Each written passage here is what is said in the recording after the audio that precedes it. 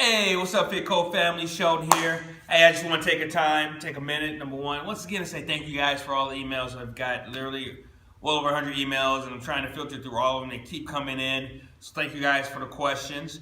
If I haven't got to, obviously, I'm trying to parse them through, and we're going to try to answer most of those questions along the way via video, via the emails that I'll be sending out. So be on the lookout. If something a little more personal, I may hit you back personally via email as well.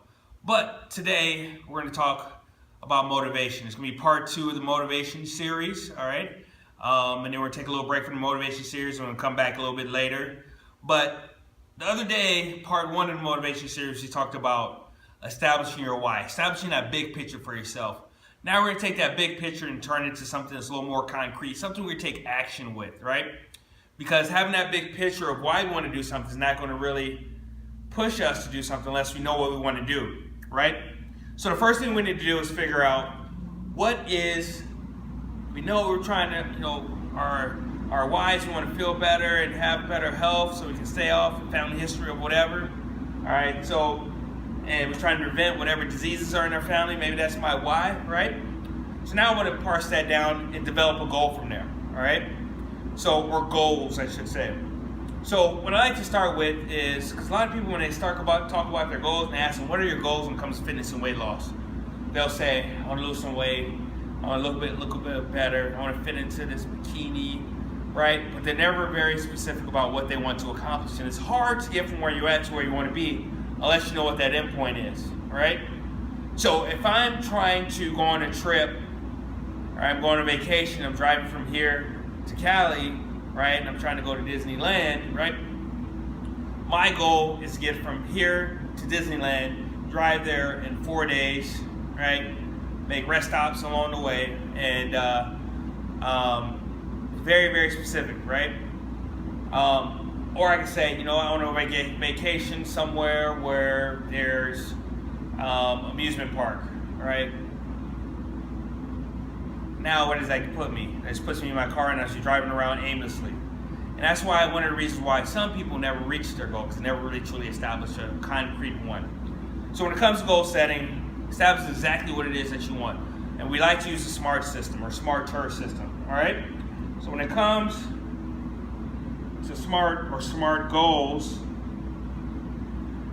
and I want to apologize ahead of time because my handwriting is not necessarily the best. We want our goals to be very specific, all right? We want to outline exactly what it is that we want out of our goals, out of our life, out of our fitness and health lifestyle. We want them to be measurable, right? Not I want to lose some pounds, but I want to lose 30 pounds, right? I want to lose 32.8 pounds. I want to get down to 15% body fat. Something that's measurable, so that way you can track our progress along the way. You see if we're tracking and meeting up with what's going to come later, our time frame that we want to get there in, right? I want to lose 30 pounds in 12 weeks or 4 months, right? So if I'm not tracking, I can try to make adjustments along the way. Attainable. Now, I'm a big fan personally of having big, hairy, audacious goals that really push you to your limit and really kind of max out your potential, right?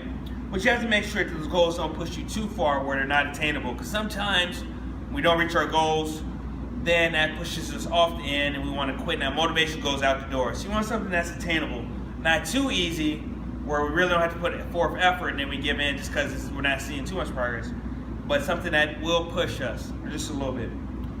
And then realistic, all right? Don't say I want to lose 50 pounds by tomorrow, because it's not going to happen, right?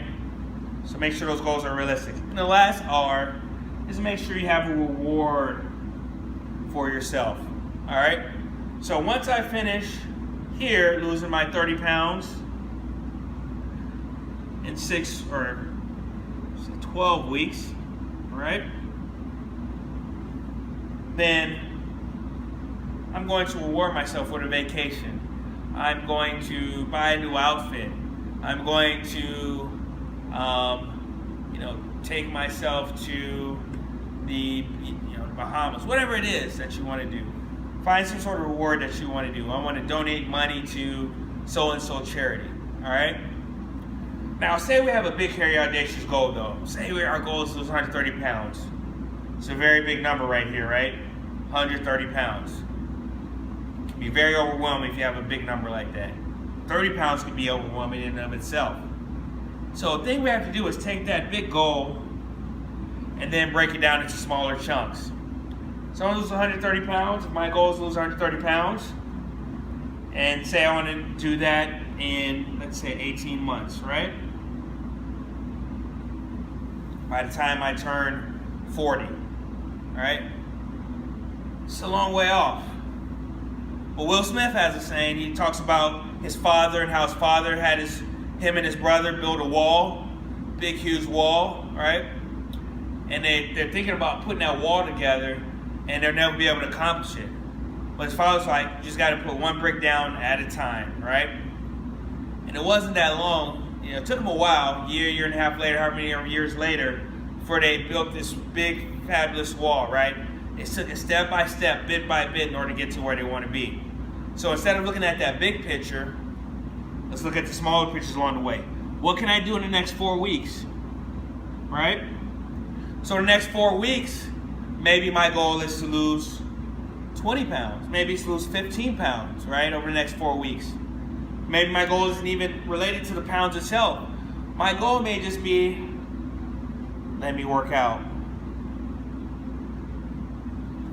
My handwriting is horrible. 3 times a week. I think I need to make handwriting one of my goals, right? Should have been a doctor. So maybe my goal is to work out 3 times a week, because that's a process goal that helps me get to this. It's a step in the process of the ladder to give me this. Maybe it's a meal prep every Sunday for the next 4 weeks, right? This meal prepping has a great trickle-down effect, will eventually affect my weight loss. So, have that big goal. Establish what the goals are. If you have a big goal especially, chunk it down into smaller goals. Make sure you reward yourself along the way, right? Even for those smaller goals.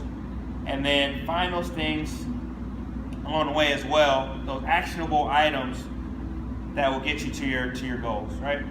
So let's say we'll take this meal prep and workout out of here.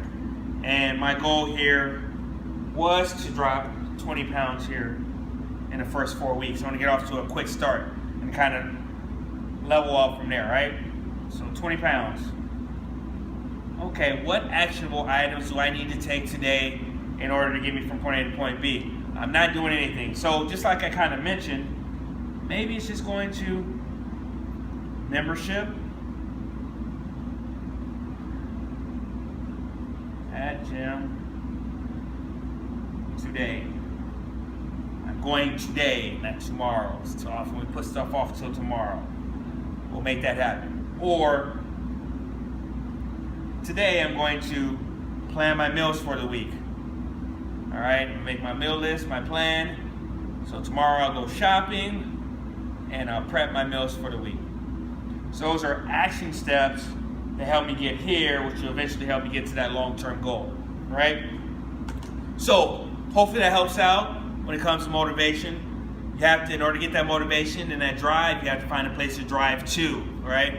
So that's part 2 of our motivation series, guys. Hopefully it's somewhat beneficial for you. We're gonna add some more abstract stuff as we move along, some more stuff that you may not think about when it comes to motivation. But the next one, I'm not gonna tell you what the next one is, but one we get a lot of questions about, and crunches, sit-ups, belly fat. I'll make sure to touch on that in our next video series, all right? Thank you guys, have a great one.